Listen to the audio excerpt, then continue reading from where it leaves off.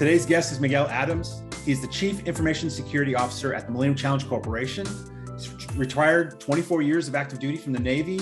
He's a graduate of the ACT-IAC Partners program in 2019, and I was very grateful when Miguel volunteered to help me as a coach with the ACT-IAC Associates program in 2021. Miguel and I worked together at not that long ago at MCC, so it's always great to catch up. So thank you for joining me today, Miguel. Hey, thank you very much, Jeremy, for inviting me and for speaking to your audience. I'm excited about this opportunity to share a little bit about myself and hopefully, impart some good information to the community. Yes, and maybe some nuggets of wisdom we can get from today. So for those who haven't worked for you or worked with you for 8 years and got to know you for a long time, it feels like forever in our space. Talk a bit about where you're from, who you are, and what you do.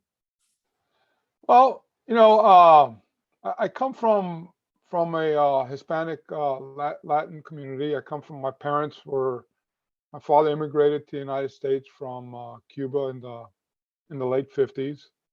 I was born in New York. My mother is Puerto Rican, spoke fluent Spanish. I went to private Catholic school in New Jersey, so I was boarded there. Maybe because I was a little bit out of control. So I had some control issues from my younger days and my young days. We moved to Florida, and that's where I joined the Navy at 17. I enlisted the same day of my 17th birthday, and I left. Never went back home, not because I didn't love my home or anything, but because it became a career for me. And my father encouraged me to pursue a career in the service. I did that because I just didn't see. This was back in the late 70s. I didn't see a lot of opportunity or for me, and I joined for those reasons. There's a few people join, for patriotism. Obviously, today is a different generation. My generation, we were in the 70s. Vietnam was winding down. I joined. I met a lot of people who were in Vietnam, and they had some problems from PTSD, and so that the military was not as it is seen today. So I joined to gain a career, to gain knowledge, to get grounding, and so that's where I'm at. That's who I am, and that's where I came from. What do I, do you have any other questions? Yeah, so 24 years Navy, right? So yeah. How did that transition? I mean, 24 years doing anything is a long time. How did that transition go when you came out of the Navy and you needed to continue, employment? How did that work out? Yeah. So you say that 24 years is a long time. I didn't see it as a long time, and that's only because, I loved what I did. And what did I do? I was in telecommunications, and the Navy had a good wisdom to merge the IT field with telecommunications, and we became information systems technicians. I was what they called a tech controller, so I was networking. You would call that today networking. I started off at doing programming on a mainframe, and then migrated over to a NOSC, what we called a Network Operations Security Center, which was back in the late 90s, before Y2K. As a matter of fact, I remember standing watch during Y2K during the NOC. We call it a NOSC because we had just started a security center. so it was a network operations center and then a security operations center. And we had just started at the security operations center. That was more, uh, it was off the ground floor. We didn't have the technology that we had was vastly different than what we have today. We didn't have a SIM. We had one operator looking at for anomalies on the network, and things like that. But from the NOSC side, from the network operations side, that was our main focus. And we handled, I was in a NOSC in the Pacific region, and that was probably the largest area that the military had at the time. I don't know if that's still true or not. This was a long time ago. And so I retired at 24 years, and I found it very difficult to transition to civilian community, and mainly the main issue was I didn't know the language that the civilians used. I remember giving my resume to a couple of contracting firms, the big firms too, and they would ask me, they would say, "You would be great in security."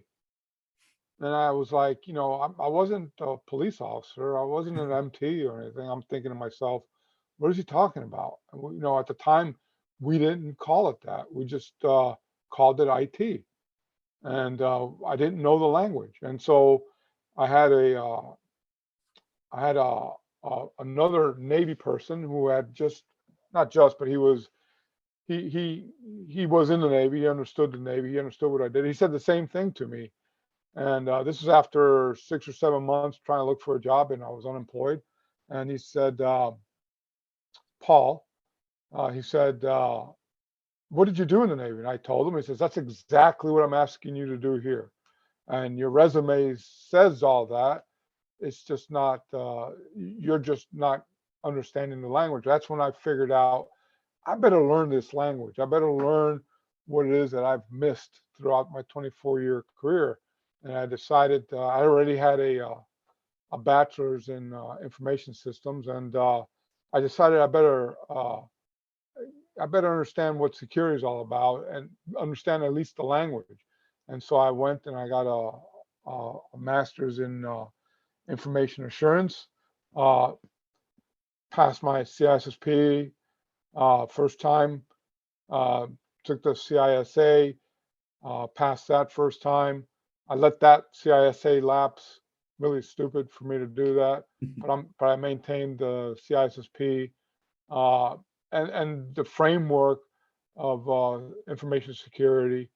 I was able to get through my master's degree and understand exactly the language, and it was pretty simple. Not simple. It was I think I graduated cum laude because I knew the field. I just didn't know the language, so I focused in on learning the language. Hope that helps. Yeah, that is interesting. So you started off in consulting. What brought you back into government service? What brought me back into government service was, consulting's good. You serve your client.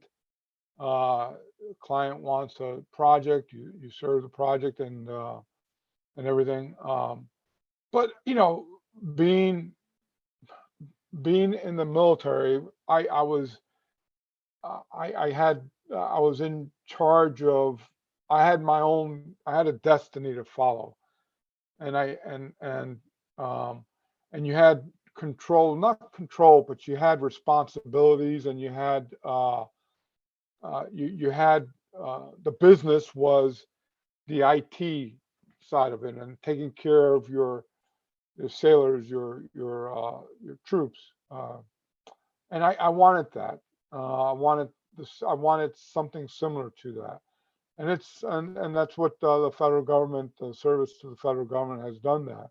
And also, it is service. It's you're servant to the people, to the American public, and that's who you work for. And I think if you forget that, then you should probably rethink if you're a federal employee. Mhm. Um, and you sign, you take an oath when you come into the federal service, and oath is similar to that of when you join when you join the service, when you join the military. Um, I've always viewed myself as a servant leader, someone who serves the community and serves others, and um, the people the team we work with, I view the same thing there. Where service to them, service to the agency is important to me. Um, that's who I am. Yeah. That's fantastic. Yeah, and I agree with you. Absolutely agree with you. And you're right. The parallels between the military and public service in the civilian sector, there are a lot of parallels. People don't always realize that they're there, but there definitely are a lot of parallels in terms of why we do it. So as you've gone through your varied career in this space, in the security space, information security space to be specific, right? Not the security police, physical security space. What's something you've seen that if we came to you, Miguel, and said, today you get to help us make a change for the better, or at least consider a change that should occur, what's something you've witnessed that you wish we would go back and address? Yeah, so I would, and there's a lot of talk of this in the industry, mostly in the private sector, but to separate the CISO's role or the cybersecurity role out from the IT organization. So not to have the report to the IT. And I look at this from when I was a contractor at the Pentagon. Uh, the Department of Defense, they had just changed their accreditation process, and they separated the security control assessor out from the AOs, of the authorizing officials, uh, and they did that for a good reason. Um, and I think it's the same thing where I'm reporting to the person who is their primary focus is is efficiency of the network, operations of the network. Mhm. Not to say that security is not important. I don't mean to say that at all. Some CIOs, I'm all CIOs understand the importance of security. I'm not trying to say that, but their focus is, they're double-hatted. Their focus is on providing IT services and and business acumen to the industry, uh, and it's not solely focused on security. That's why you have a CISO. Yeah. But the resources are all, in my position right now, they're all intermingled. Uh, the budget is an IT budget. I don't have a CISO budget apart from the IT budget. And that says a lot. So that says where your priorities are as an organization. It says what you're going to do. And to be honest with you, um, especially with uh, with zero trust coming down the line, um, this is going to be more problematic for the CIO to be able to deliver on that person's mission, and having a security component on it. Mhm. So if I was king for a day, and I had my way, I would move the CISO out from the IT, either report to another uh, C level, or have them be their own C level, reporting directly to the agency head. That would be my preference, is to report directly to the agency head. That would make that person accountable for security, and for not that they're not accountable for security, but they would have a budget, they would have resources, and they would be able to implement their the strategic plan apart from or in concert with the IT without having to always the CIO without having to prioritize what is more important. Yeah, that's Yeah. very interesting because I like you have worked for a few government agencies, and even if you even and I'm not saying CIOs are against the CISOs by any means. The CIOs understand for sure the importance of the security role and of all the compliance that has to be done within the federal space. But in many organizations, agencies at the agency level, the investment decisions are made by a panel of people and not just from the IT perspective. FITAR was hopefully going to fix some of that. It hasn't completely fixed it. But yeah, it's a very interesting point you make that if the CISO reported to say directly to the agency head and had a dedicated budget that was apart from those investment decisions, it could be a different outlook for the future. Right. And that's not to say that it's not, security has come up from IT, and that is why information security, that's where it's come. I'm not saying that they need to be, or that there's no work that needs to be done with IT, or that it's separate, totally separate and apart. That's not true. For example, I could just see the change, the CCB or the configuration change board, whatever the organization calls it, where a change in the IT environment would have to be aligned with the goals of the agency, with the CIO and the CISO. But the resources, for example, having to implement or having, let's just take basics, a vulnerability scanner.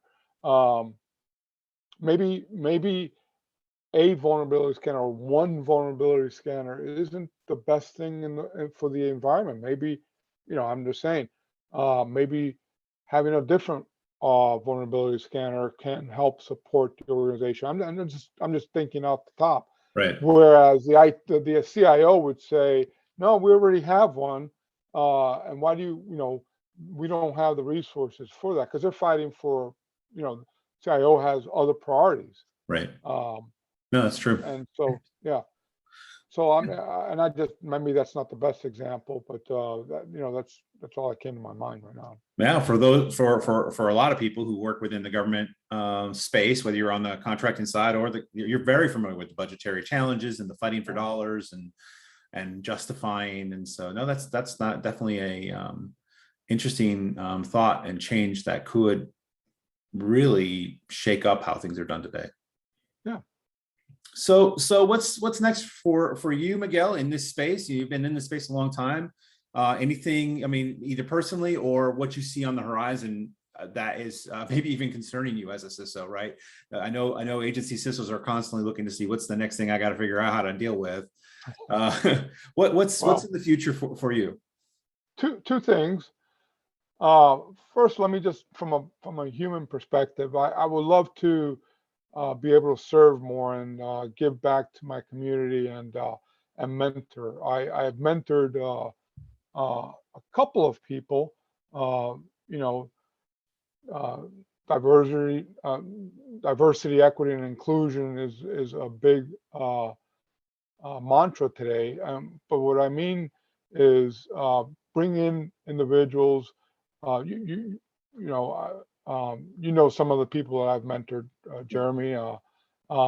They've grown in security. They've grown in the field, and I like to continue that. I think I enjoy that. I enjoy the interaction. I enjoy bringing those individuals forward and helping them out in their career. It's not always easy to do that. It's not always easy to find somebody who wants to do that. So if anybody out there wants to maybe intern for us for a while or whatever, just let me know. Secondly, from a technical standpoint, I'm really excited. I'm really excited about zero trust. I wasn't a fan of zero trust several years ago. I didn't understand it, didn't know it much. But as I studied it and as I've learned it, as I've under, understood it more, and I've had to get out of the NIST framework or the NIST documents. To be honest with you, NIST does a great job, but I've had to get a lot of other resources to help me understand it. Um, it is I think uh, it is the future. It is where we need to be at. Let me just give you some hopefully some reasons why. I mean, there was a report from IBM called there was a 2021 report from IBM called the cost of a data breach. Mm. Now, we talk about this all the time, and but this report, and it's on the, you can look it up, you can Google it, and it's a pretty broad report. IBM does a great job. They interviewed about 3,500 people. Uh, they studied 537 separate breaches that that was broad and in 17 countries and in 17 different industries. And on average, and this amazed me, on average, according to that report, it takes 287 days to identify and contain a breach. Oh, wow. Based on that study, that's 212 days just to identify it.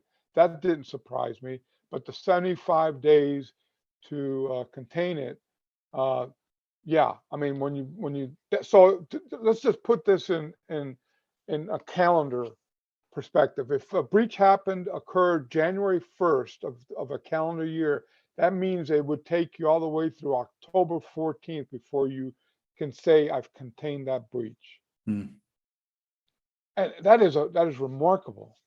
And that's a lot of resources. I know I've dealt with one serious breach. You were in that, not you understood, you were part of that team, and it's a lot of work. It's a lot of work. That incident response is a lot of work. So getting back to this breach, so zero trust.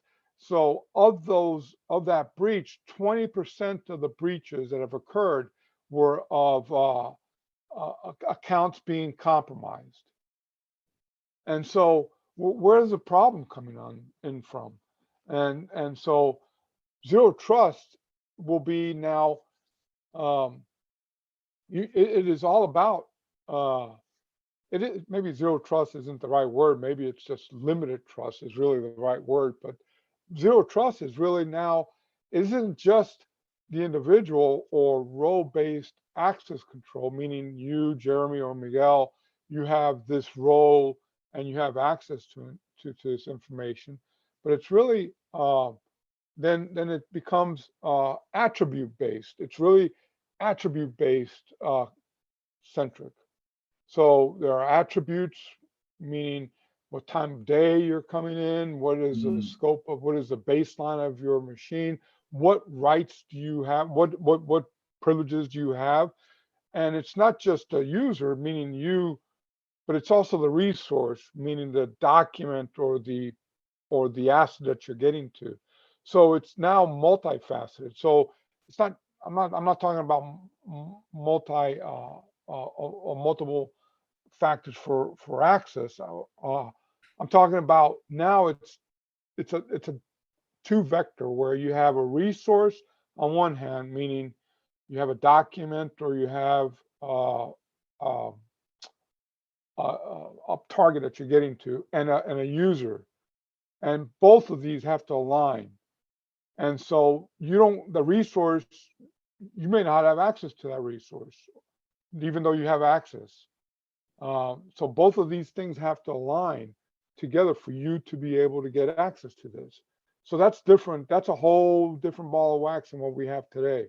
Today, it's just typically, you have implicit access control, but now will be what we call now explicit. That's what I'm trying to explain here. Not doing a very good job, but I'm explicitly giving you access to this resource for this purpose based on these attributes. And these attributes can change, and that access can change. Today you may have access to a resource. Something may occur where tomorrow you don't. That's zero trust. Kind of a part. That's a small part of it, Right. but that is going to change our industry. And when I say the CISO needs to be, the CIO now and the CISO are going to have constraints, they're going to have challenges. This is going to not a cheap way of doing business. This is going to be an expensive way of doing business. And the CIO is going to have to find resources for this. And that's why I'm saying another line item, another budget is more advantageous to the industry, whether you're federal, whether you're public or private. That's my take on it. No, zero trust is Hopefully zero trust is definitely the thing that we all need to figure out, and we need to figure out quickly. Yeah, I think it is. It is to the benefit of the community and agencies. I think it is a journey. I hate these standard phrases to say it, but it really is. It's really not a specific technology to do. It's a process. It's consistent monitoring, and you can see where IT budgets or security budgets are going to necessarily have to increase for this. And in the federal government, I think that's going to be a challenge. Yeah. Yeah. All right. Well, Miguel, I want to thank you so much for coming on the podcast today, hearing your story about your beginnings in the Navy and your career. And you're in such an important role in the federal government. CISOs really, they're the front lines of the defense for all the data and everything that we do in government. So I want to thank you for that. And thank you for coming on the podcast today. Thank you, Jeremy. Thank you very much. And good luck. Thank you to everybody who's listening.